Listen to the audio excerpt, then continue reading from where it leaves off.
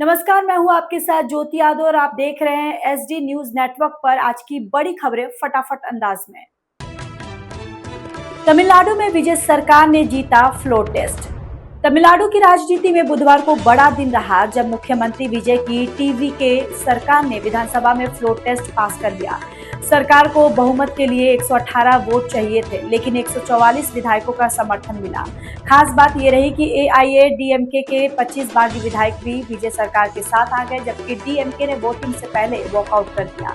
Floor test के बाद एआईएडीएमके में अंदरूनी फूट खुलकर सामने आई। विपक्ष ने सरकार पर सौदेबाजी के आरोप लगाए, लेकिन सीएम विजय ने साफ कहा कि उनकी सरकार हॉर्स ट्रेंडिंग नहीं है, हॉर्स की रफ्तार से काम करेगी। अब विजय सरकार को स्थिरता मिल गई है और विपक्ष की रणनीति पर सवाल खड़े हो गए हैं।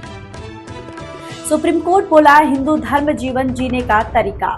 सुप्रीम कोर्ट ने सबरीमाला और धार्मिक स्वतंत्रता से जुड़े मामलों की सुनवाई के दौरान बड़ा बयान दिया है। संविधान पीठ ने कहा कि हिंदू धर्म केवल पूजा पाठ तक सीमित नहीं बल्कि जीवन जीने का तरीका है। कोर्ट ने कहा कि हिंदू बने रहने के लिए मंदिर जाना जरूरी नहीं, घर में दीपक जलाना भी आस्था दिखाने के लिए पर्याप्त है। चीफ जस्टिस सूर्यकांत की अध्यक्षता वाली 9 जजों की बेंच इस मामले की सुनवाई कर रही है। कोर्ट की ये टिप्पणी धार्मिक स्वतंत्रता और व्यक्तिगत आस्था को लेकर अहम मानी जा रही है। अब इस सुनवाई के आगे के फैसले पर देश भर की नजरें बनी हुई हैं। जम्मू कश्मीर में आतंकी मददगार शिक्षक गिरफ्तार। जम्मू कश्मीर के किश्तवाड़ में सुरक्षा एजेंसियों ने आतंकियों को पनाह देने के आरोप में एक सरकारी शिक्षक समेत 2 लोगों को गिरफ्तार किया है। आरोपी शिक्षक मशकूर अहमद पर जैश ए मोहम्मद के आतंकियों को खाना और लॉजिस्टिक सपोर्ट देने का आरोप है। उसके खिलाफ यूएपीए के तहत केस दर्ज कर लिया गया है। दूसरी ओर पुंछ सेक्टर में एलओसी पर घुसपैठ की कोशिश कर एक पाकिस्तानी आतंकी को सेना ने मार गिराया, जबकि दूसरा घायल बताया जा रहा है। उसके पास से आईईडी बनाने का सामान भी बरामद हुआ। सुरक्षा एजेंसियां अब इलाके में सर्च ऑपरेशन चला रही हैं और आतंकी नेटवर्क की जांच तेज कर दी है। नीट मामले में सुप्रीम कोर्ट पहुंची मेडिकल एसोसिएशन। नीट यूजी 2026 परीक्षा रद्द होने के बाद मामला अब सुप्रीम कोर्ट पहुंच गया। Federation of all India medical association यानी FAIMA ने सुप्रीम कोर्ट में याचिका दाखिल कर दोबारा परीक्षा कराने की मांग की है। याचिका में कहा गया कि एनटीए की कार्यप्रणाली पर अब भरोसा नहीं रह गया और एजेंसी का पुनर्गठन होना चाहिए। इस बीच सीबीआई ने महाराष्ट्र से 2 लोगों को हिरासत में लिया है, जबकि राजस्थान पुलिस ने गुरुग्राम से एक छात्रा को पकड़ा और पेपर लीक मामले में लगातार गिरफ्तारियां हो रही हैं और देश भर के लाखों छात्र अब दोबारा परीक्षा की तारीख का इंतजार कर रहे हैं। एन रंगासामी 5वीं बार पुडुचेरी के मुख्यमंत्री। एन रंगासामी ने 5वीं बार पुडुचेरी के मुख्यमंत्री पद की शपथ ले ली।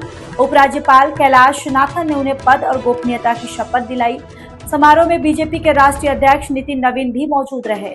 रंगासामी के साथ बीजेपी और AINRC नेताओं ने भी मंत्री पद की शपथ ली। हाल ही में हुए विधानसभा चुनाव में एनडीए गठबंधन को 30 में से 16 सीटें मिली थी। इसके साथ ही पुडुचेरी में एनडीए सरकार की वापसी हो गई है।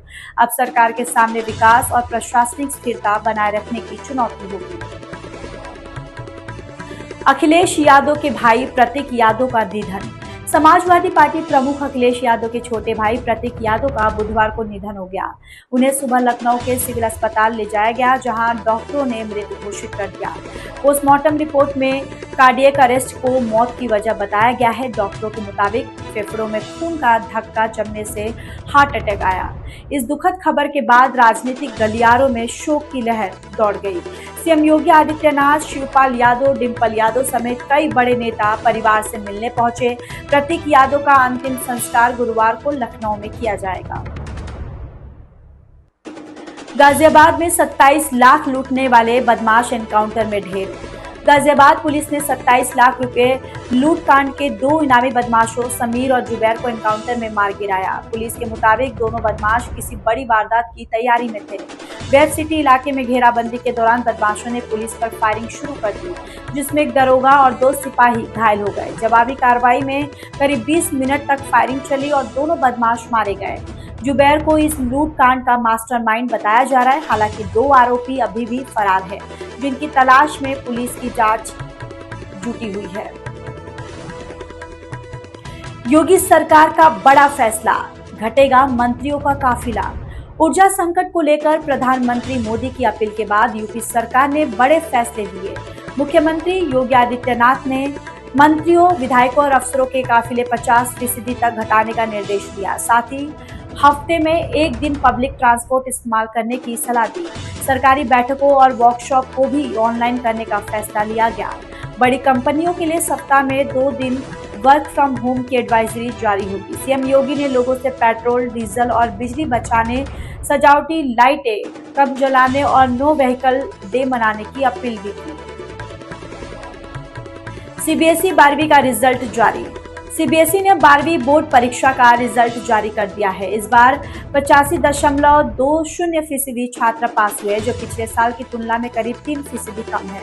94,000 से ज्यादा छात्रों ने 90% से अधिक अंक हासिल किए, जबकि 17,000 से ज्यादा छात्रों ने 95% से ऊपर नंबर प्राप्त किए।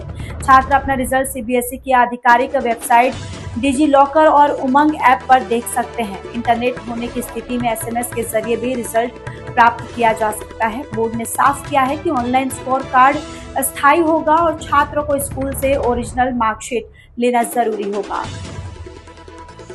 ट्रंप बोले, ईरान के खिलाफ हर हाल में जीतेंगे। अमेरिकी राष्ट्रपति डोनाल्ड ट्रंप ने ईरान को लेकर बड़ा बयान दिया। उन्होंने कहा कि अमेरिका हर हाल में यह जंग जीतेगा और ईरान को समझौता करना होगा, वरना उसे भारी नुकसान उठाना पड़ेगा। ट्रंप ने कहा कि चीन के राष्ट्रपति शी जिनपिंग से उनकी बातचीत में ईरान युद्ध और हार्मुज स्ट्रेट संकट भी चर्चा होगी।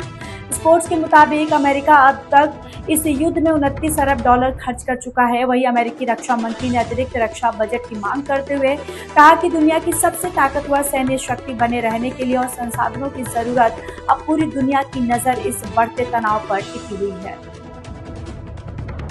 इस अंक में फिलहाल इतना ही। अगले अंक में आपसे फिर होगी मुलाकात। तब तक के लिए मुझे दीजिए इजाजत। नमस्कार।